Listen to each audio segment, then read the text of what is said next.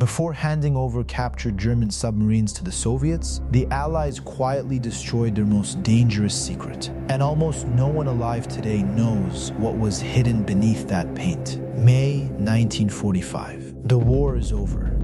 The guns are silent. But inside locked-down British and American shipyards, something deeply strange is happening.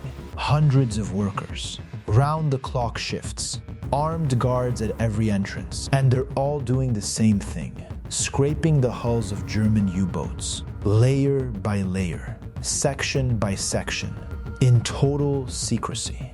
Officially, routine maintenance, corrosion control, paint removal. But you don't post armed guards over rust. Under the Allied division agreements, captured German submarines were to be surrendered to the Soviet Union. These weren't ordinary submarines. German U-boats, particularly the Type C, were the most technologically advanced underwater vessels on Earth. Faster, quieter, deadlier, years ahead of anything the Soviets had. But it wasn't the steel the Allies were afraid of. It was what was on the steel.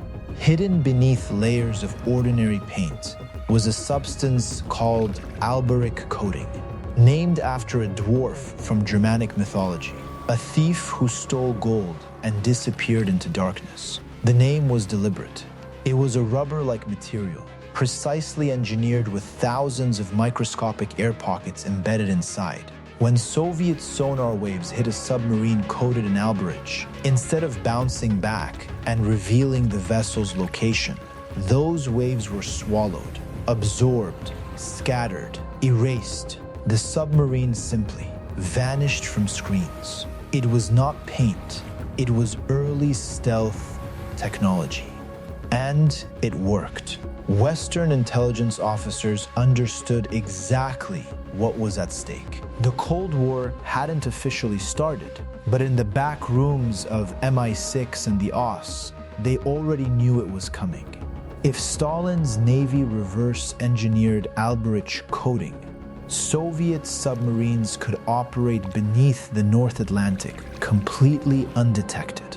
NATO's entire anti-submarine warfare system, built around sonar, would become worthless overnight. Every supply line across the Atlantic, every British port, every American carrier group, vulnerable. So they made a decision. Strip every single submarine of the coating before transfer. No documentation, no explanation, no record of it ever existing. The workers were told only what they needed to hear. The guards were told even less. But here's where history gets cold. Soviet engineers, upon receiving the transferred submarines, immediately began conducting their own inspections. And in the tight corners, the curved joints, the recessed seams, the places human hands couldn't fully reach, they found traces. Small remnants of the rubber material, still bonded to the hull. Enough to analyze, enough to study, enough to understand what had been there. The Soviets knew they'd been deceived, and they spent the next 2 decades quietly perfecting their own version. By the 1960s, Soviet submarines were among the hardest in the world to detect.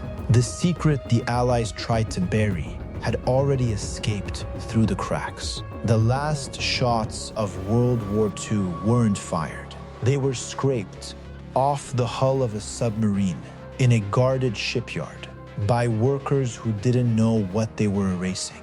The next war had already begun, not with blood, with secrets.